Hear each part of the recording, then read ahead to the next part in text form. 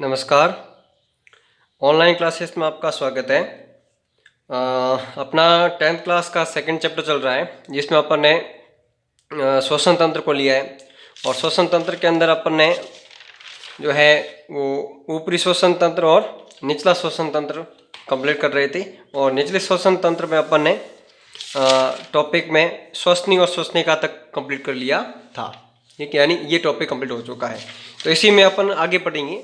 अब अपन पढ़ेंगे जो फुफ्फुस हैं, अपनी जो फेफड़े हैं, ठीक है, वो किस प्रकार से भूमिका अदा करते हैं निचले श्वसन तंत्र के अंतर्गत।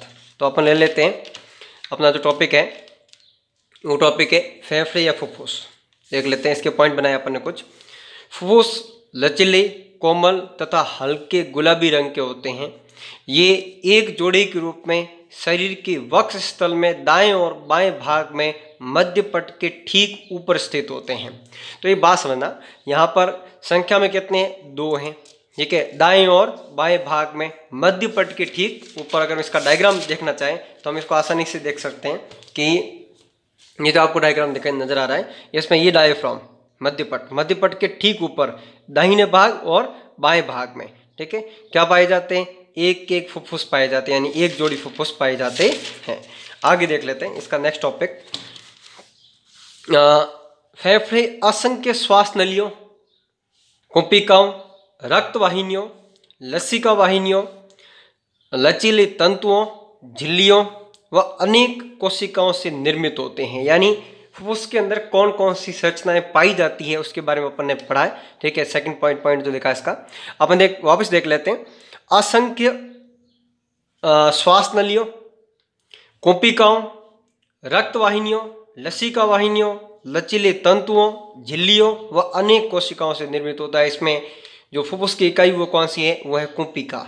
यानी असंख्य संख्या में जो होगी वो कौन सी होगी? कुंपिका होगी। लेकिन कुंपिकाओं को भी कवर करती हुई जो को क्या होगी? केशिका। क्या होगी? केशिका। ठीक है, याद रखना, अनेक केशिकाओं से निर्मित होता है। अब केशिका बात समझना, केशिका है क्या? कोशिका अलग चीज है, केशिका अलग चीज है। केशिका रुधिर वाहिनी का पतला स्तर, यानी सबसे पतला जो स्तर रुधिर वाहिनियों का होता है उसको हम कहते हैं केशिका। ओके, दाहिना फेफड़ा बाएं फेफड़े से लंबाई में थोड़ा छोटा पर कुछ अधिक चौड़ा होता है। कौन सा? दाहिना। याद रखना, दाहिना फेफड़ा हालांकि लंबाई में थोड़ा छोटा होता है लेकिन चौड़ा क्या होता है? अधिक होता है।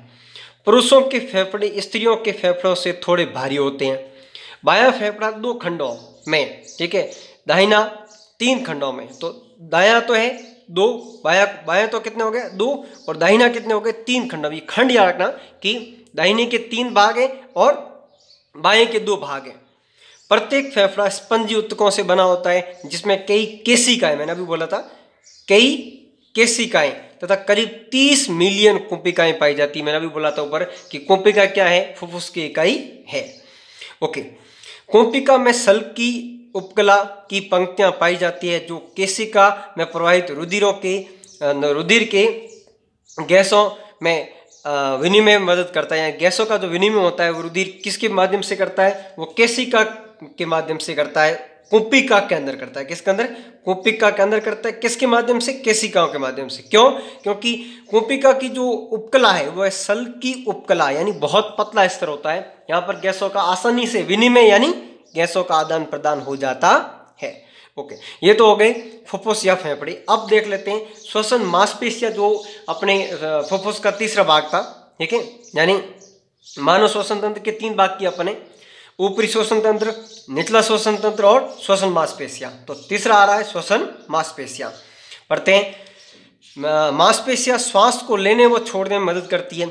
मुख्य रूप से श्वसन के लिए जो मुख्य मांसपेशी जो काम करती है वो कौन सी करती है? मध्य पट या डायफ्राम करती है। क्योंकि डायफ्राम एक ऐसी मांसपेशी है जो पूर्णतः श्वसन क्रिया को संपादित करती है। हालांकि इसके साथ कुछ अन्य मांसपेशियां भी कार्य करती है। अब पढ़ते हैं। मध्य पट कंकाल पेशी का बना होता है। तुम अच्छी तरीके से जानते हो पेशियां 3 प्रकार की होती है, चिकनी पेशी, कंकाल पेशी और हृदयक पेशी। तो ये किसका बना होता है? कंकाल पेशी से बनी एक पतली चादरनुमा संरचना है जो वक्ष स्थल की सतह पर पाई जाती है। मध्य पट के संकोचन से वायु नासिका से होती हुई फेफड़ों के अंदर प्रवेश करती है। किसके संकोचन से? मध्य पट के संकोचन से। थर्ड पॉइंट, इसके अतिरिक्त पसलियों में विशेष प्रकार की मांसपेशी पाई जाती है, इसको कहते हैं इंटरकोस्टल मसल। क्या कहते हैं इसको? इंटरकोस्टल मसल्स पाई जाती है, जो मध्य पट के संकोचन व शीतलन में क्या करती है? मदद करती है। लेकिन ये किसके मध्य होती है? ये पसलियों के मध्य में होती है। तो ये साथ में काम करने वाली एक मांसपेशी है जो डायफ्राम या मध्य पट के साथ मिलकर के कार्य करती है। तो ये तो हो गया निचला श्वसन तंत्र, यहां तक कंप्लीट हुआ। श्वसन मांसपेशियां यहां कंप्लीट हो गई।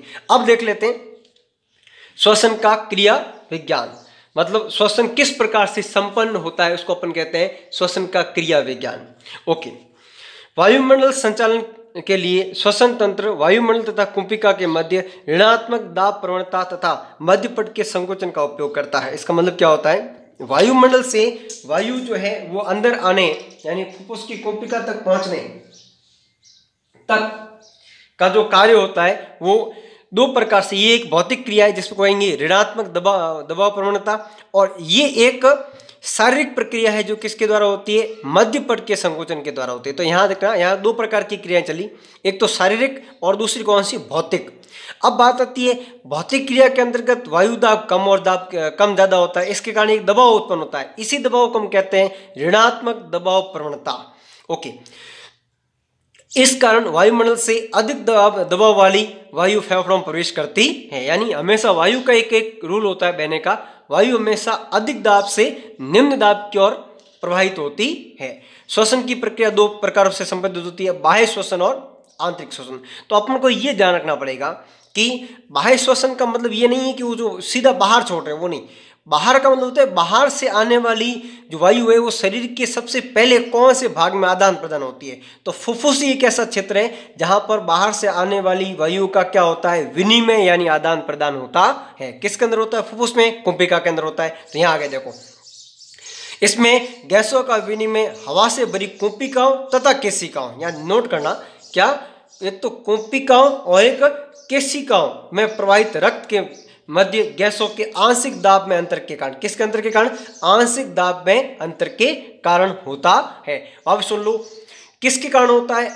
गैसों के आंशिक दाब के अंतर के कारण होता है। किस किस में होता है? कुंभिका और केशिका के मध्य होता है। ये तो हो गया बाह्य श्वसन। अब आ जाते हैं अंदर, यानी रुधिर जब O2 को लेकर के सभी उत्तकों तक पहुंचेगा। अब उत्तकों और केशिकाओं के मध्य आएगा, देखना, इसमें गैसों का विनिमय केशिकाओं में प्रवाहित रक्त और उत्तकों के मध्य विसरण के माध्यम से होता है। विसरण का मतलब होता है अधिक सांद्रता से कम सांद्रता की ओर पदार्थों का गमन। तो ये तो हो गया अब केशिका और कोशिका, केशिका और कोशिका के मध्य, कोशिका यानी उत्तकों का जो समूह होगा ये कि उसके मध्य। तो आंतरिक श्वसन हो गया शरीर की कोशिकाओं के अंदर, बाह्य श्वसन हो गया फुफ्फुस की कुंभिकाओं के मध्य। तो ये बात समझना। तो ये हो गया बाह्य श्वसन और आंतरिक श्वसन के द्वारा श्वसन का क्रिया विज्ञान कंप्लीट। ओके, तो जो बच्चे ऑनलाइन क्लासेस अटेंड कर रहे हैं, ठीक है, वो ध्यान दें। हमने अभी जो पैटर्न तैयार किया है उस पैटर्न में हम ये इस बात को ध्यान रखना है कि आपके पास एक लिखित सामग्री अच्छी तरीके से पहुंच जाए और आपको कोई वर्ड समझ में ना आए, ठीक है, तो आप उसका एक प्रश्न हमारे पर्सनल नंबर पे भेज सकते हैं। आप ग्रुप में ना भेजें क्योंकि ग्रुप में मटेरियल बहुत ज़्यादा हो जाता है। अगर किसी प्रकार का कोई प्रश्न पूछना है तो पर्टिकुलर टीचर के जो व्हाट्सएप नंबर है उस व्हाट्सएप नंबर पर आप सेंड कर सकते हो। Okay, thank you.